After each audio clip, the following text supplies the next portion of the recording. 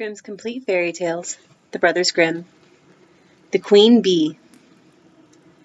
Two kings' sons once went out in search of adventures and fell into a wild, disorderly way of living, so that they never came home again.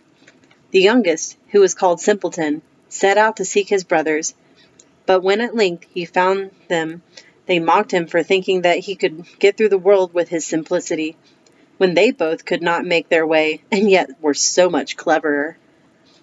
They all three traveled away together and came to an ant hill. The two eldest wanted to destroy it, to see the little ants creeping about in their terror and carrying their eggs away. But Simpleton said, "Leave the creatures in peace. I will not allow you to disturb them." Then they went onwards and came to a lake, on which a great number of ducks were swimming. The two brothers wanted to catch a couple and roast them, but Simpleton would not permit it. He said, "Leave the creatures in peace. I will not allow you to kill them." At length they came to a bee's nest, in which there was so much honey that it ran out of the trunk of the tree where it was. The two wanted to make a fire beneath the tree and suffocate the bees in order to take away the honey, but Simpleton again stopped them and said, "Leave the creatures in peace. I will not allow you to burn them." At length the three brothers arrived at a castle where stone horses were standing in the stables, and no human being was to be seen. And they went through all the halls until quite at the end they came to a door in which were 3 locks. In the middle of the door, however, there was a little pane, through which they could see into the room. There they saw a little gray man who was sitting at a table. They called him once, twice, but he did not hear. At last they called him for the 3rd time, when he got up, opened the locks, and came out. He said nothing, however, but conducted them to a handsomely spread table, and when they had eaten and drunk, he took each of them to a bedroom. Next morning the little gray man came to the eldest and beckoned him, and conducted him to a stone table, on which were inscribed 3 tasks, that when performed could deliver the castle from enchantment.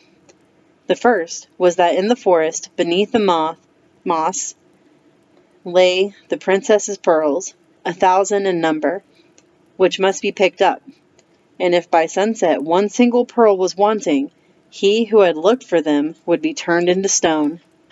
The eldest went there and sought the whole day, but when it came to an end, he had only found 100.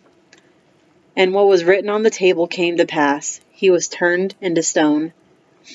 Next day the second brother undertook the adventure.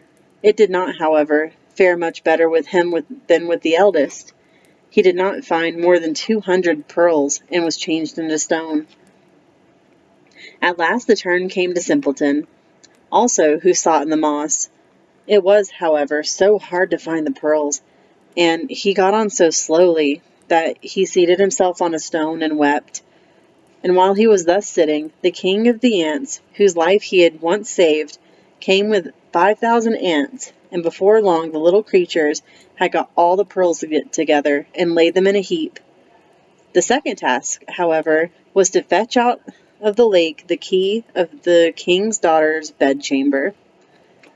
When Simpleton came to the lake, the ducks which he had saved swam up to him, dived down, and brought the key out of the water. But the third task was the most difficult. From amongst the 3 sleeping daughters of the king he was to choose the youngest and dearest. They, however, resembled each other exactly, and were only to be distinguished by their having eaten different sweetmeats before they fell asleep. The eldest a bit of sugar, the second a little syrup, and the youngest a spoonful of honey. Then the queen of the bees, which Simpleton had protected from the fire, came and tasted the lips of all 3, and at last she remained sitting on the mouth which had eaten the honey. And thus the king's son recognized the right princess. Then the enchantment was at an end, everything was released from sleep, and those who had been turned into stone received once more their natural forms. Simpleton married the youngest and sweetest princess, and after her father's death became king. And his 2 brothers received the 2 other sisters.